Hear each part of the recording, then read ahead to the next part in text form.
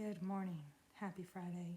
It is September, 5th, and we've got a weekend ahead of us. I am trying to keep it together. I'm trying not to lose it.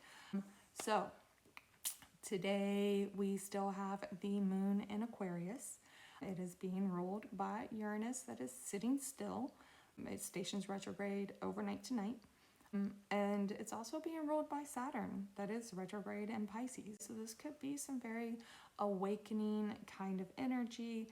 It could be a little chaotic. It can really shake up your nervous system and get you really questioning like everything you've ever known type of energy here. It's interesting, and it's a little rough, especially because tomorrow morning the moon will move into Pisces, and then we will be in that full eclipse energy. This is an intense eclipse because it's close to the nodes. It's a total lunar eclipse. It's moving us forward. A north node eclipse brings things into your life. It moves things forward, but it's Pisces energy, which is very foggy. It's not like a major event that everything is very clear. It's more about being guided, right? It's about being empathetic and being compassionate and understanding that sometimes everything is not as it seems. It's going to be a rough energy, but at the same time, understand that it is just moving you forward, and we've got to lean on that intuition and being divinely guided type of energy going on here. Make sure that you're staying grounded with that Saturn in Pisces. We got to make sure that we're keeping our feet on the ground when it comes to our belief systems, because one of the things this could bring in is escapism, like substance abuse and going into spiritual psychosis type stuff in an effort to try to avoid what your intuition is telling you type of thing. So really watch out for that this weekend. But overall, it's very revealing, very spiritual, very awakening kind of energy. That's not going to be easy for everyone. At the bottom of the deck, we have the Hierophant. So that is like a very spiritual underlying energy, right? The Hierophant is the priest, the one that you go to for answers, the one who's supposed to have that direct connection to God. And you go to them to kind of searching for the answers of the world. That's that underlying energy there. The energy of the weekend is the Wheel of Fortune. It is an eclipse. Things are changing. The wheel is moving forward, and we're not going to stop it either. Just keep that in mind. You can't fight eclipse energy. It's going to happen. I mean, you can fight it, and you can try your best to ignore it, but what will happen will eventually happen. We are focusing on the Knight of Cups and avoiding the Ten of Wands. They're looking at each other here, right? You can be empathetic. You can help people. You can offer that cup of love and emotional support, right? But you don't have to take on their weight. Make sure you've got those boundaries. Don't take on things that are not yours from other people, because folks gonna be struggling here. You don't have to struggle with them. Okay.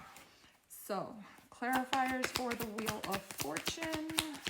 Two of Pentacles and Ace of Wands. Just throwing stuff over here. All right. Two of Pentacles is that balance. You're trying to stay grounded, right? But it's not working, right? We're moving towards this Ace of Wands. This new beginning, new passion, new drive type of energy.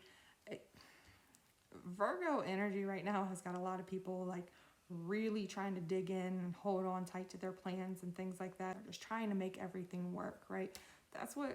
But the South Node is there, so it's dragging it away from them. So we're seeing a lot of people struggle with that and not willing to accept the reality of where we're heading, not willing to make those changes. But I think this eclipse should hopefully get them to see things differently and understand that it's time to take off. It's time to start moving forward with something else, right? Pisces is also a very creative energy. Really look for something that you enjoy, something that gives you peace, for sure. One thing I've been saying for a long time, look for what's truly important. What actually brings you peace? What actually brings you a sense of everything is okay, even when you know it's not, right? You can find your own peace in the chaos. And this might be where we're seeing where that peace needs to be.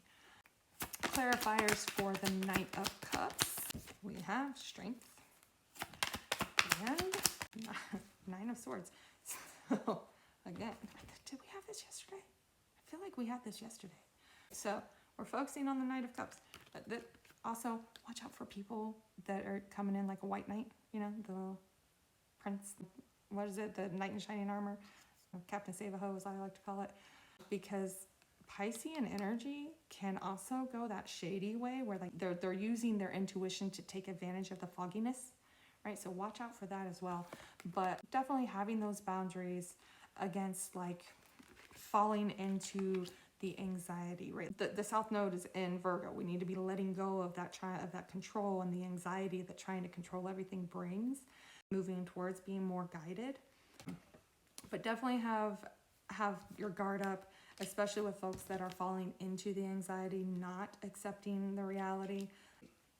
You can try not to accept it all you want, but eventually it's going to catch up.